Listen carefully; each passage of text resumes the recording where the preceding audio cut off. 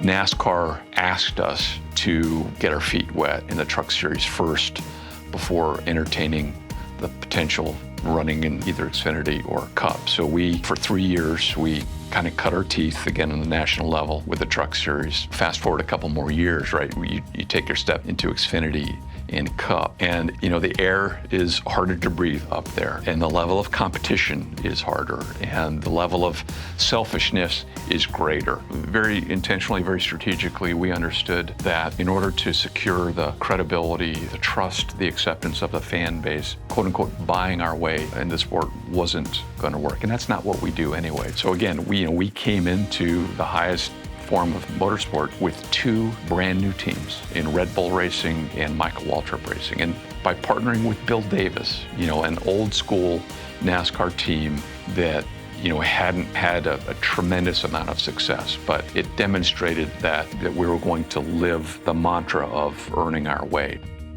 Toyota at the time, the Toyota Camry at that time, I believe was the only car in the NASCAR Sprint Cup Series that was manufactured in the U.S. and it had the most parts in the car assembled or manufactured in the U.S.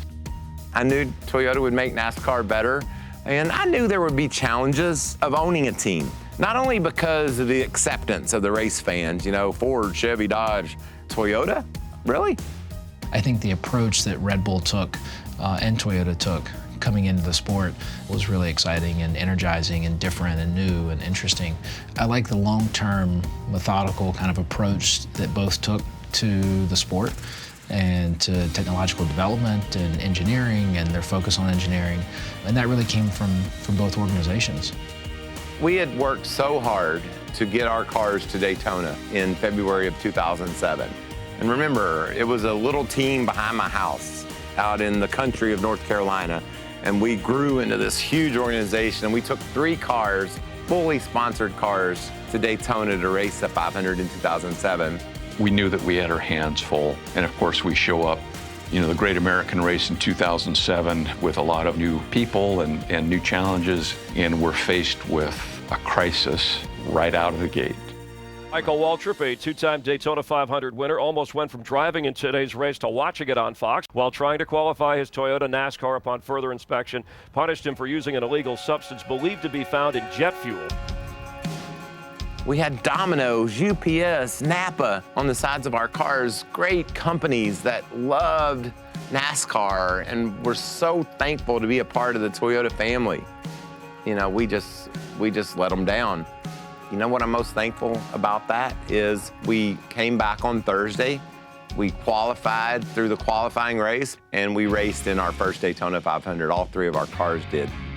Life's hard. You're gonna be set back. Daytona, probably for me, more so than anywhere in the world, it says highest of highs and lowest of lows to me.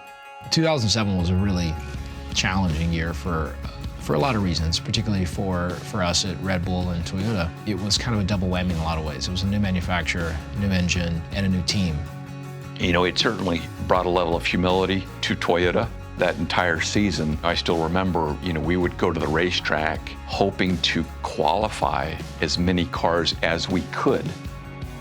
And for the 3rd week in a row, Michael Waltrip will head to the house. And David Rudiman will not race on Sunday. NASCAR didn't make it easy on us. When we started in 2007, they wanted you to struggle, and struggle we did.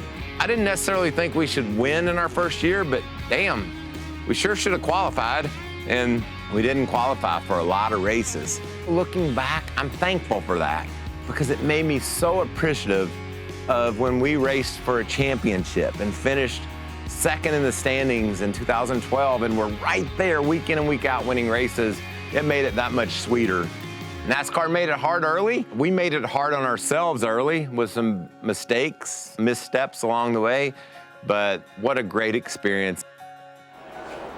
He will get his first win here at O'Reilly Raceway Park, and he will be the man that delivers Toyota its first victory in the NASCAR Busch Series. There it is, the checker. ORP, used to be such a great track. I hate that we're not competing there as a sport any longer.